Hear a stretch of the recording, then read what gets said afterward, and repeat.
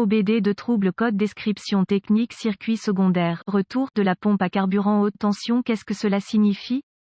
Ce code de diagnostic DTC est un code générique de groupe motopropulseur, ce qui signifie qu'il s'applique aux véhicules équipés d'OBDII. Bien que générique, les étapes de réparation spécifiques peuvent varier selon la marque, le modèle. La pompe à carburant est alimentée par le relais de pompe à carburant. Lorsque le PCM, module de commande du groupe motopropulseur, active le relais de la pompe à carburant, une tension est fournie à la pompe à carburant et il met sous pression le système de carburant. Certains véhicules ont un retour sur le circuit d'alimentation de la pompe à carburant. Il s'agit simplement d'un circuit épicé dans l'alimentation en tension de la pompe à carburant. L'épissure est généralement située à proximité du PCM. Le PCM surveille ce circuit de rétroaction pour s'assurer que la bonne tension est envoyée à la pompe à carburant. En activant le relais de la pompe à carburant, il s'attend à voir la tension de la batterie sur le circuit de rétroaction. Si le PCM détecte une tension élevée inattendue lorsque la pompe à carburant n'est pas activée, P0232 peut se régler.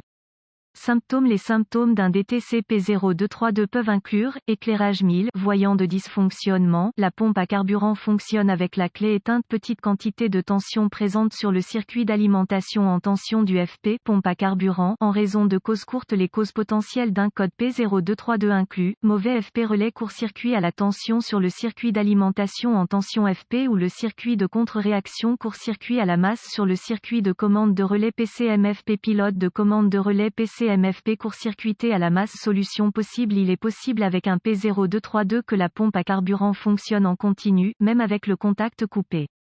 Si tel est le cas et que vous pouvez entendre la pompe à carburant fonctionner, vous pourrez peut-être ignorer certaines des vérifications suivantes.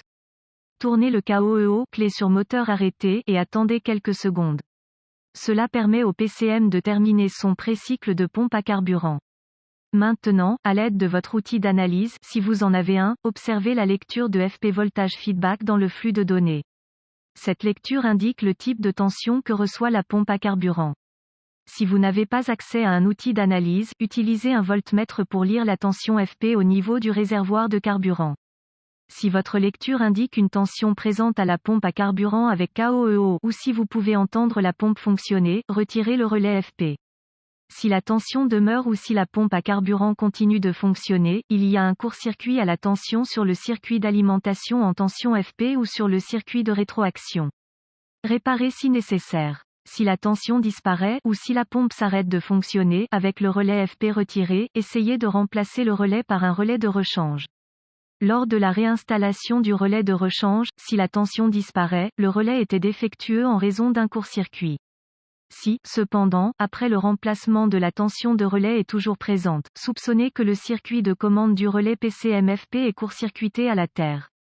Vérifiez s'il y a un court-circuit à la terre sur le circuit de commande du relais PCM-FP, pilote de mise à la terre, en retirant le relais FP et home entre une bonne mise à la terre et la commande du relais PCM-FP. Il ne devrait pas y avoir de continuité à la terre avec KOEO, une fois le pré-cycle FP terminé. S'il y a continuité à la terre, le fil est court-circuité. Trouvez le court-circuit à la terre et réparez-le si nécessaire. Si vous ne trouvez pas de court-circuit physique, il peut être nécessaire de couper le fil de commande du relais FP près du connecteur PCM où il sera facile de réparer et de vérifier la continuité à la terre avec KOEO sortant du PCM. S'il n'y a pas de continuité, le fil est court-circuité dans le faisceau. Mais si la continuité existe, le pilote peut être court-circuité en interne et le PCM peut nécessiter un remplacement.